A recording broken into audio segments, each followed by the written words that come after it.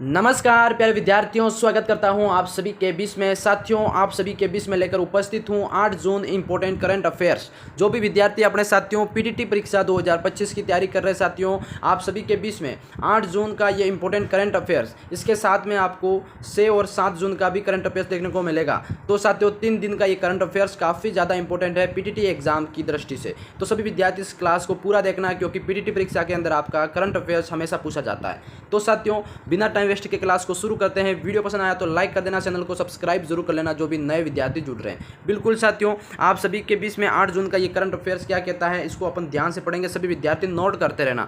बिल्कुल आपके बीच में भाई यहाँ पे वन लाइनर क्वेश्चन के रूप में मैं यहाँ पे लेकर उपस्थित हूँ। भाई पहला है, देखो, भारत और इंग्लैंड के बीच में होने वाली टेस्ट सीरीज का नाम बदल कर हाल ही में क्या रखा गया? बताओ भाई, काफ़ी इंपॉर्टेंट क्वेश्चन है। क्या नाम रखा गया था, ये सभी विद्यार्थियों को याद होना चाहिए। भारत और इंग्लैंड के अंदर जो अभी बीच में जो टेस्ट सीरीज होने वाली है, तो उसका नाम बदलकर इन्होंने रखा था भाई एंडरसन तेंदुलकर ट्रॉफी। ये ध्यान रखना, ठीक है। मोस्ट इंपॉर्टेंट क्वेश्चन है और ये आपका पीटीटी एग्जाम में पूछा जा सकता है, क्योंकि हाल ही में अभी 1-2 दिन हुए हैं ये, है ना। तो Anderson Tendulkar trophy most important है, भारत और इंग्लैंड के टेस्ट सीरीज का नाम है, ठीक है। ये बदलकर इन्होंने ये नया नाम रखा था। अगले क्वेश्चन की तरफ बढ़ेंगे भाई। अगला यहाँ पे पूछा गया कि प्रधानमंत्री संग्रहालय और पुस्तकालय का निदेशक निम्न में से किसे नियुक्त किया गया? अब बताओ भाई, प्रधानमंत्री संग्रहालय और पुस्तकालय निदेशक किसको करा गया यहाँ पे नियुक्त किया? तो अश्विनी लोहानी। याद रखना भाई, अश्विनी लोहानी कौन है, ये सवाल आया आपका। तो प्रधानमंत्री संग्रहालय और पुस्तकालय का निदेशक है अश्विनी लोहानी।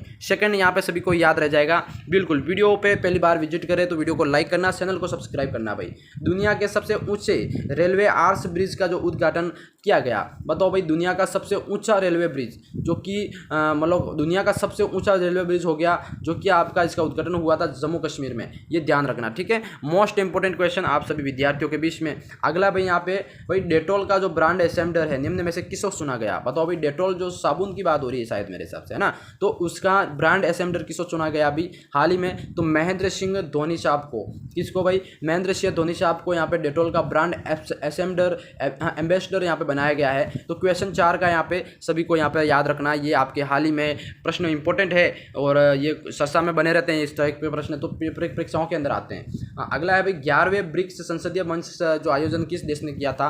11वें ब्रिक्स संसदीय मंच का आयोजन किस देश ने करा था? तो यहाँ पे हो जाएगा भाई अपना ब्राजील। ब्राजील जो देश है जिसने यहाँ पे 11वें ब्रिक्स संसदीय मंच का आयोजन किया था। ये ध्यान रखना, ठीक है। अगला क्वेश्चन भाई यहाँ पे से पूछा गया कि भारतीय राष्ट्रपति की पहली महिला यानी कि एडीसी कैंप क्या है यहाँ पे? एडीसी कैंप निम्न में से किसे नियुक्त किया गया? भारतीय राष्ट्रपति की पहली महिला, ये पूछा गया है ना। भारतीय राष्ट्रपति की पहली महिला एडी कैंप किसको नियुक्त किया गया? यशस्वी सोलंकी। ध्यान रखना भाई, काफ़ी इंपॉर्टेंट नाम है ये, ठीक है। यशस्वी सोलंकी, ये ध्यान रखना, नोट कर लेना साथ साथ में, बिल्कुल इंपॉर्टेंट है भाई। अगला यहाँ पे 7वां पूछा गया प्यारे साथियों कि हाल ही में दुनिया की सबसे मूल्यवान कंपनी कौन बन गई? बताओ भाई, हाल ही में दुनिया की सबसे मूल्यवान कंपनी वो है एनवीडिया, जो कि आपके हाल ही में सबसे मूल्यवान कंपनी के रूप में आपके उभर कर आई है। 7वें का यहाँ पे याद रखना सभी साथियों को।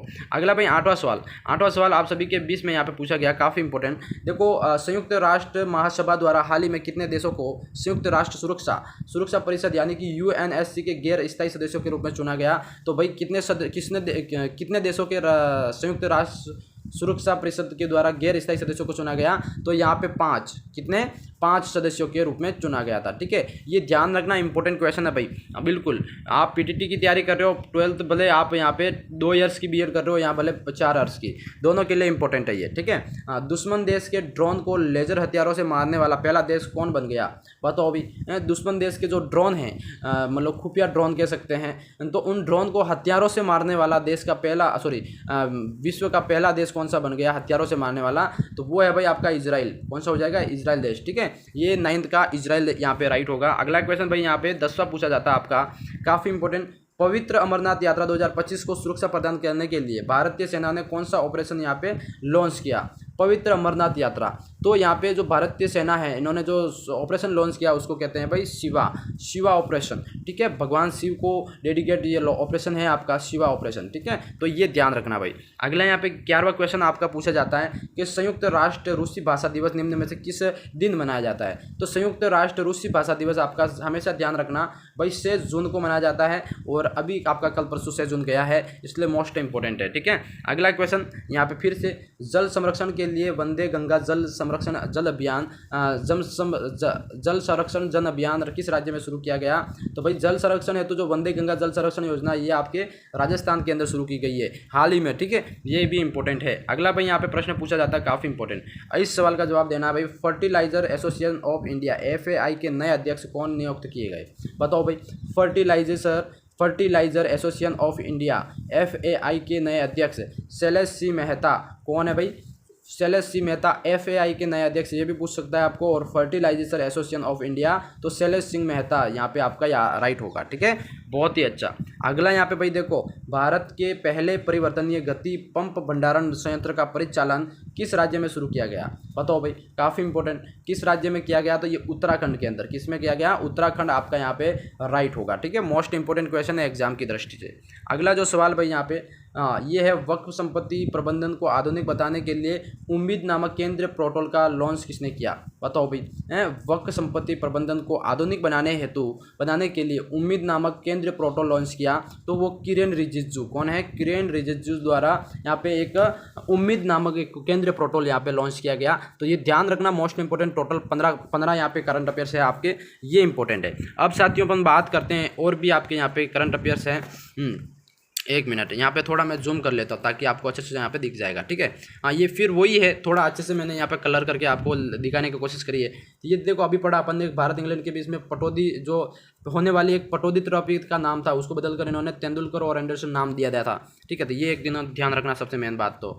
और यहाँ पे ये आपका NCRB के रिपोर्ट के अनुसार राज्य में प्रति व्यक्ति अपराध की दर सर्वाधिक न्यूनतम कितनी है? सर्वाधिक एवं न्यूनतम क्रमशः, एक तो सर्वाधिक तो आपके उत्तर प्रदेश के अंदर है, क्या है? अपराध की दर, और नागालैंड में सबसे कम है, ये समझ गए, बिल्कुल। यहाँ पे अगला भाई यहाँ पे 3 है कि हाल ही में दुनिया के सबसे ऊंचे रेल आस ब्रिज जो कि चिनाब और भारत के पहले केबल रेल पुल जो कि आपके अंजी का उद्घाटन किसने किया? तो इसका उद्घाटन किया था साथियों PM मोदी ने, ये ध्यान रखना। PM नरेंद्र मोदी के द्वारा दुनिया का सबसे ऊंचा रेलवे ब्रिज चिनाब और भारत के पहले केबल रेल जो पुल है अंजी का उद्घाटन करने वाले थे PM मोदी। ये अभी कल परसों ही किया है, ठीक है। काफ़ी अपना बहुत ही इंडिया का सबसे ऊँचा ब्रिज है, ये ध्यान रखना। कि हाँ, ये प्रश्न अगला है भाई, किस संचार कंपनी को भारत में उपग्रह संचार यानी कि सैटकॉम सेवाओं के लिए लाइसेंस मिल गया? बिल्कुल, तो ये कंपनी है भाई, वो है स्टारलिंक। कौन सी है? स्टारलिंक को उपग्रह संचार यानी कि सैटकॉम सेवाओं के लिए लाइसेंस मिल गया, ये ध्यान रखना, ठीक है, बिल्कुल। यहाँ पे नोट लिखा गया, तो ये है यूटेलसेट यानी कि वन वेव एवं जियो सैटेलाइट कम्युनिकेशन के बाद उपग्रह संचार सेवा देने वाली यह देश की तीसरी कंपनी होगी, ये ध्यान रखना, ठीक है। ये मोस्ट इंपोर्टेंट क्वेश्चन है।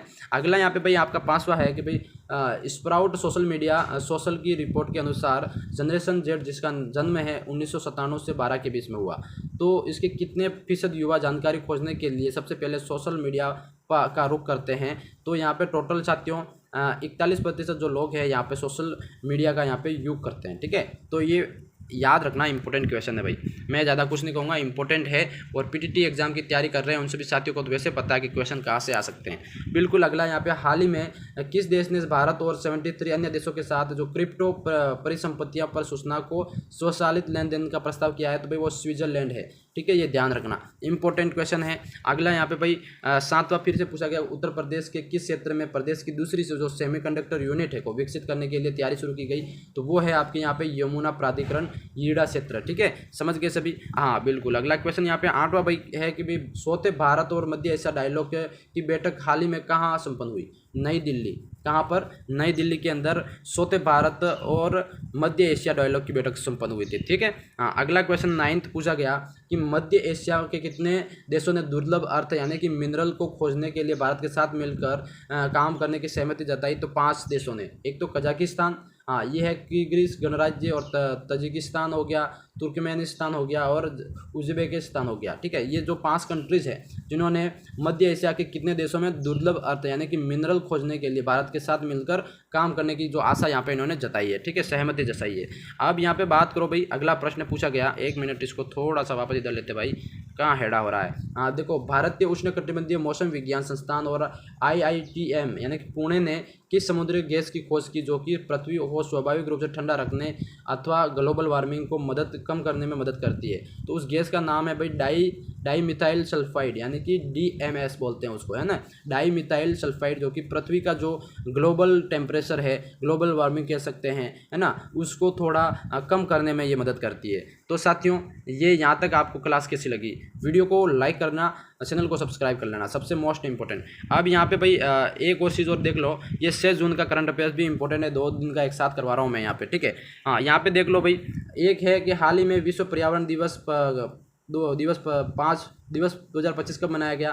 तो हाल ही में भाई 5 जून को मनाया था, ये सभी को मालूम होगा, ठीक है। यहाँ 5 जून को मनाया था। अब यहाँ पे थोड़ा कलर सेंस कर देते हैं भाई। देखो, हाल ही में किस राज्य में स्थित जो किचन और मैनार को आर्द्र भूमि की सूची में शामिल किया गया? तो यहाँ पे राजस्थान को, ठीक है, ये ध्यान रखना। अगला क्वेश्चन 3 यहाँ पे पूछा गया कि हाल ही में एक पेड़ माह के नाम यानी कि 2.0 अभियान की शुरुआत किसने की भाई? तो यहाँ पे 2.0 एक पेड़ माह के नाम धर्मेंद्र प्रधान के द्वारा यहाँ पे इस योजना की अभियान की शुरुआत की गई थी, ये ध्यान रखना, ठीक है। अगला क्वेश्चन 4 भाई, हाल ही में प्रधानमंत्री संग्रहालय और पुस्तकालय यानी कि PMMLA का निदेशक किसको नियुक्त करा दिया? अभी पढ़ा अपन ने, अश्विनी लोहानी, समझ गए? हाँ, बिल्कुल इंपॉर्टेंट है। अगला यहाँ पे 5वां भाई प्रश्न है, बहुत ही इंपॉर्टेंट, ये है भाई, भारतीय कॉरपोरेशन कार्य यानी कि IICCA पूर्वोत्तर का पहला अपना क्षेत्रीय परिसर कहाँ स्थापित किया? तो शिलोंग के अंदर, ठीक है, ध्यान रखना। अगला भाई यहाँ पे 6वां प्रश्न पूछा गया, क्या हाल ही में भारत ने अपने स्वदेशी ध्रुवीय अनुसंधान वाहन के डिजाइन और निर्माण के लिए किस देश की कंपनी के साथ समझौता ज्ञापन हस्ताक्षर किया है? तो नॉर्वे देश की जो कंपनी है उसके साथ, ठीक है। हाँ, इंपॉर्टेंट। अगला भाई 7वां यहाँ पे भाई, देखो, हाल ही में नरेंद्र मोदी रेलवे जो चिनाब ब्रिज का उद्घाटन जम्मू कश्मीर के अंदर किया है, ये इंपॉर्टेंट है। 2027 की जनसंख्या गणना कितने चरणों में आयोजित की जाएगी? तो ये आपके 2 चरणों में, ठीक है, ये ध्यान रखना। अगला भाई यहाँ पे प्रश्न पूछा गया फिर से कि हाल ही में निम्न में से भारतीय उद्योगपति 2025 USISFF ग्लोबल लीडरशिप के अवार्ड से सम्मानित किया गया? तो कुमार मंगलम बिड़ला को, किसको? कुमार मंगलम बिड़ला को, ठीक है। अगला भाई यहाँ पे हाल ही में 2024 में दुनिया का सबसे बड़ा ऋणदाता यानी कि क्रेडिट देश कौन बना भाई? ऋणदाता तो आपका यहाँ पे जर्मनी सबसे ज़्यादा, ठीक है। तो यहाँ पे ये आपके थे 6 जून के 10 इंपॉर्टेंट करंट अफेयर्स। वीडियो कैसी लगी कमेंट में जरूर बताना, ठीक है। चैनल को पहली बार विजिट कर रहे हो तो चैनल को सब्सक्राइब जरूर करना इस तरह के करंट अफेयर्स और डेली क्लास देखने के लिए। मैं मिलता हूँ नेक्स्ट क्लास में, तब तक के लिए जय हिंद, जय भारत दोस्तों।